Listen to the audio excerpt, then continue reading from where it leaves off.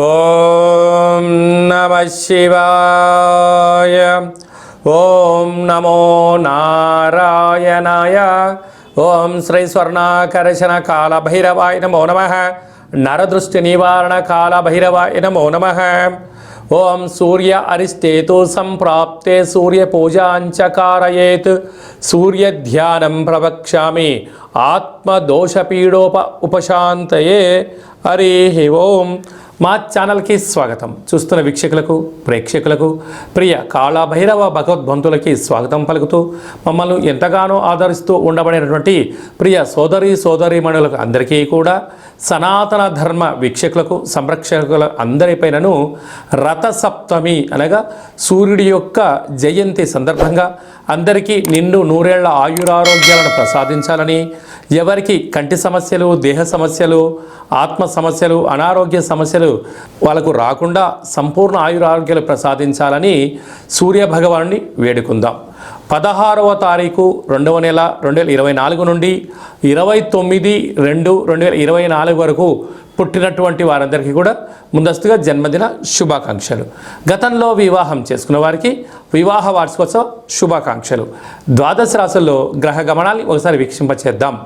మేషరాశిలో గురు సంచార స్థితి, కన్యరాశిలో కేతు సంచార స్థితి, మకర రాశిలో కుజుడు, బుధుడు మరియు శుక్ర సంచార స్థితి, కుంభరాశిలో రవి మరియు శని సంచార స్థితి, మీనరాశిలో రాహు సంచార స్థితితో ద్వాదశ రాశులలో గ్రహ గమనాలు ఫిబ్రవరి ద్వితీయార్థంలో ఈ విధంగా ఉన్నాయి.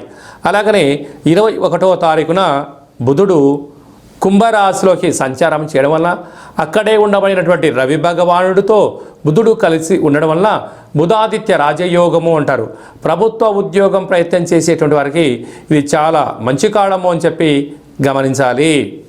కుంభరాశి వారు రథసప్తమి సందర్భంగా ఎలాంటి విధి విధానాలు పాటించాలో ఈ వీడియోలో సవివరంగా సంపూర్ణంగా తెలుసుకుందాం.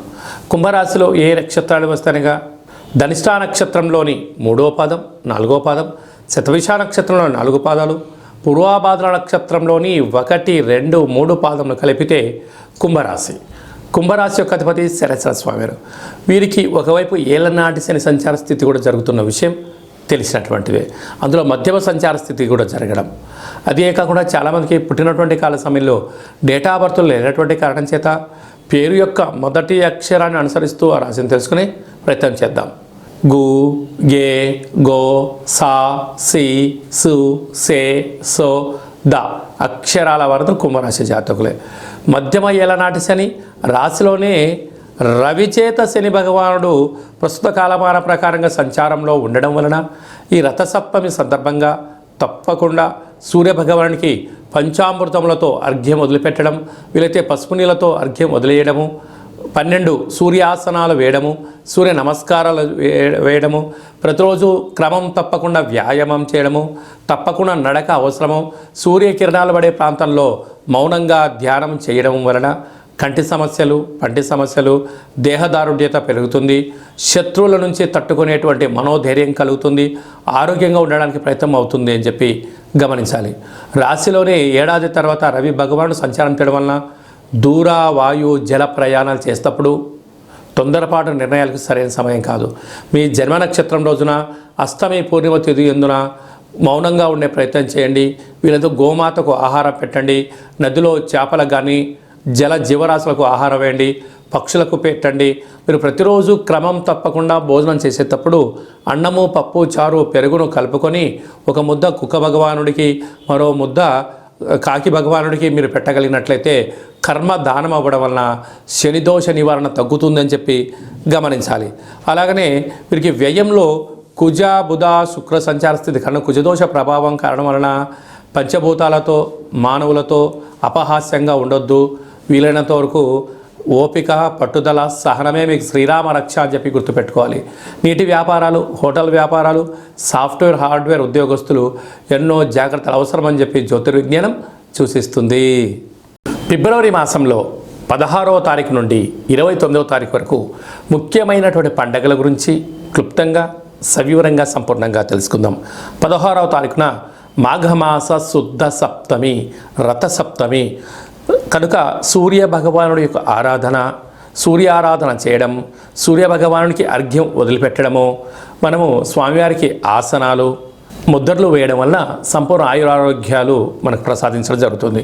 అంటే కేవలం ఈ రథసప్తమి రోజే కాకుండా ప్రతిరోజు సూర్య నమస్కారం చేసుకోవడం, ప్రతిరోజు ముద్రలు వేయడం, ఆసనాలు వేయడం వల్ల సంపూర్ణ ఆయురారోగ్యాలు ఉంటాయని చెప్పి గమనించాలి. 17వ తారీఖున మాఘమాస శుద్ధ అష్టమి శనివారం కృత్తికా రోహిణి నక్షత్ర సందర్భంగా అసితాంగ కాళభైరవ స్వామిని పూజించాలి. 24వ తారీఖున మాఘ పూర్ణిమ. మాసానా మాఘమాసం అంటారు. మాఘమాసంలో పూర్ణిమకు చాలా ప్రత్యేకత ఉంటుంది. నదీ స్నానము, సముద్ర స్నానము, దానము యోగదాయకము. అలాగనే మనకు 27వ తారీఖున మాఘమాస బహుళ అష్టమి మంగళవారం. ఈ 3 అంటే శుద్ధాష్టమి, బహుళాష్టమి, పూర్ణిమ, ఈ 3 విశిష్టమైన పండుగలంతా కూడా ఫిబ్రవరి నెలలో ద్వితీయార్థంలో రావడం వలన అసితాంగ కాళభైరవ స్వామివారిని పూజించడం వలన సంపూర్ణమైన అష్ట కష్టాలు తొలగిపోతాయి, అష్ట ఐశ్వర్యాలు కలుగుతాయని చెప్పి గమనించాలి. కనుక కాళభైరవ స్వామి నామస్మరణ, ఇంట్లో కూష్మాణ దీపము, కాళభైరవ దీపము, ముడుపు కట్టడము యోగదాయకం. అవన్నీ కుదరనటువంటి పక్షంలో ఈ కింది నెంబర్ సంప్రదించినట్లయితే మీ పేరు పైన భగవంతుడికి అర్చన, అభిషేకము, హోమము, కూష్మాండ దీపము మీకు చేయించి వీడియో కాల్ ద్వారా చూపించి ప్రసాదాన్ని కూడా మీకు పంపించడం జరుగుతుందని చెప్పి గమనించాలి. ఇంకనూ మనం విజయం సాధించగలగాలి అన్నట్లయితే ఈ యొక్క పాత్ర కంచు పాత్ర అంటే మనకు రాసులు 12 ఎలా ఉంటాయో 12 రాసులను ఇందులో అచ్చు వేయడం జరుగుతుంది. అంటే ఈ యొక్క పాత్రను ఇంట్లో పెట్టుకొని ప్రతిరోజు మనం ఏం చేయగలగాలి అన్నట్లయితే ఓం కాళభైరవాయ నమః అనేటువంటి మంత్రాన్ని ఉచ్చరింపచేయాలి. అనగా కాలాన్ని శాసింపజేసే శక్తి కాళభైరవుడు భగవంతుడు ఉంటుంది. ఉదయము, మధ్యాహ్నము, సాయం, సంధ్య, నిశారాత్రి ఎప్పుడు పిలిస్తే అప్పుడు పలికే ఏకైక భగవంతుడే కాళభైరవ స్వామివారు. కాళభైరవ స్వామివారిని పూజించడం, స్మరించడం వల్ల సకల భూత ప్రేత పిశాచ సకల దుష్టగ్రహాలు, నరదృష్టి గ్రహాలు, సంపూర్ణమైనటువంటి అష్ట కష్టాలను తొలగిపోయి అష్టైశ్వర్యానికి స్వాగతం పలకడము, సకల ప్రయోగాలు, దుష్ట ప్రయోగాలు కూడా తొలగిపోతాయని చెప్పి గమనించాలి. ఈ పాత్ర వలన ఉపయోగం ఏమిటయ్యనగా ఓంకారనాదము శబ్దం రావడము, కాళభైరవ స్వామికి స్మరించడం వలన మానవుని యొక్క దేహంలో ఉండబడినటువంటి షట్చక్రాలు వికసింపచేసి దరిద్రము పోయి అదృష్టం కలుగుతుందని చెప్పి గమనించాలి. ఒక్కసారి ఈ యొక్క పాత్ర ద్వారా ఎలా శబ్దం వస్తుందో ఒకసారి వీక్షింపచేద్దాం.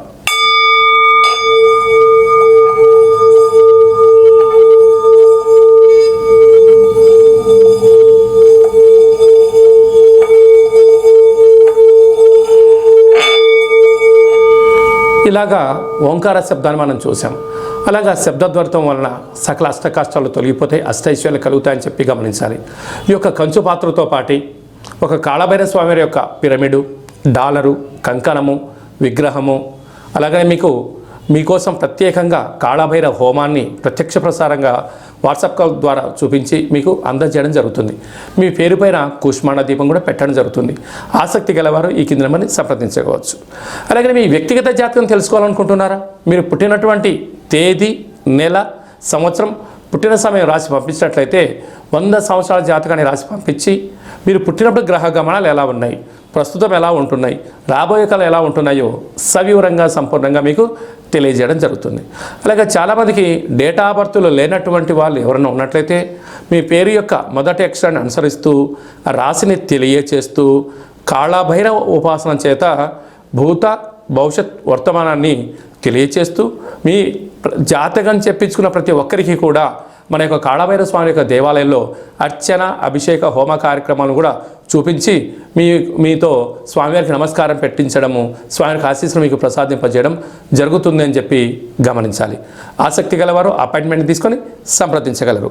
అలాగే మీ అబ్బాయికి కానీ అమ్మాయికి కానీ ఎంత ప్రయత్నం చేసినా వివాహం అవ్వడం లేదా, ఎందుకు అవ్వట్లేదో తెలుసుకొని వచ్చినటువంటి జాతకము, వధూవరుల జాతకాలు, జాతక పొంతన చూసి వీరికి వివాహ యోగము, సంతాన యోగము, ఎలాంటి యోగాలు ఉన్నాయో తెలియజేయడం జరుగుతుంది.